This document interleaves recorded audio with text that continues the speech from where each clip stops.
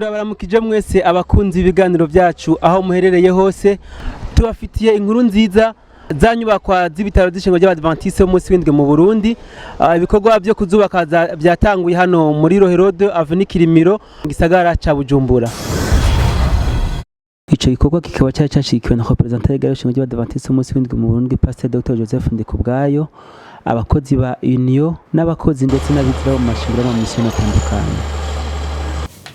Igikorwa cy'ibanze kikaba cabaye cyo gusubira ikibanza hakoreshejwe imashini cabigenewe kukaba nkako cyo kibanza cyari kimaze imyaka itari mike cyarateguwe ariko kitigeze cyubakwamo. Kucerekeranye n'uburyo buzokoreshwa kuri izo nyubako, ubuserukira ishingo ry'Abadventiste b'umunsi w'indwi Pasteur Dr Joseph Ndikubwayo yamenyesheje ko uburyo buzova mu banyeshengero nayo imfashanyo zizovijya nino zizoza zije kuhira. Yagiriye ko atangaza icese ko ibikorwa by'inyubako bibandanije. Igituma turi ngaha muri Rohero Bujumbura cyane kuri ikibanza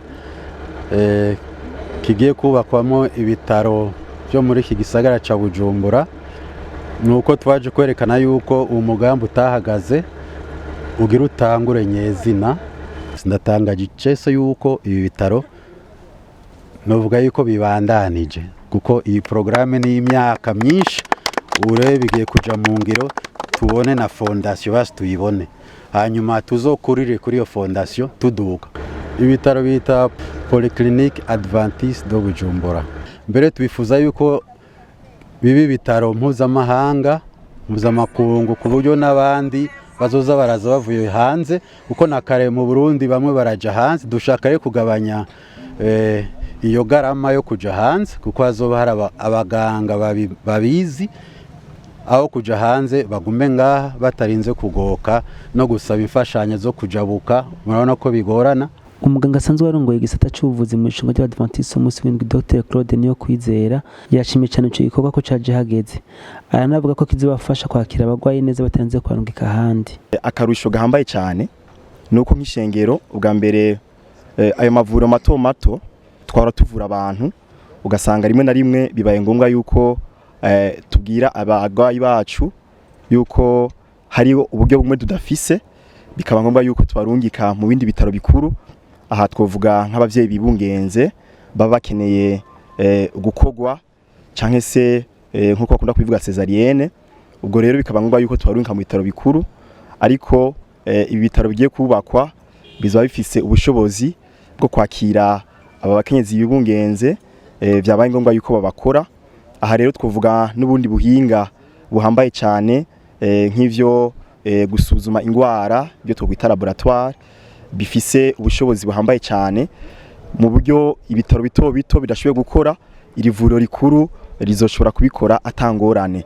N'ibitaro nk'ibindi, ariko hariho ikintu gito gusa cyo bagitandukanye n'ahandi, nuko ari ibitaro by'ishengero. Urumva yari ibitaro by'ishengero dushira Imana imbere. Igishogwa cyose kizoba kirahakorerwa babanza gusenga Imana. N'igihe bazoba ariko barakora, abantu bakunda kuvuga ngo kubaga babanza kwihereza Imana abaganga, icyo gikorwa kikaba ari Imana igikora. Aho karusho rero nugushira n'abantu bazoba baje kuhivuriza mu bako y'Imana, bakavugwa bumva ko baremye, bafise n'ivyizigiro vyo gukira kuko Imana iri imbere ya vyose. Kandi muri bitaro bazoronka n'uburyo bwo kumviriza ijambo ry'Imana. Mu bazoza kuhivuriza ntihazobura nabumva ubutumwa bw'Abadventiste umunsi w'indwi, hanyuma bihane naho bazoba bagwaye hanyuma bakizwe, kuko mu ntumbero y'ishengero nuko dukiza abantu.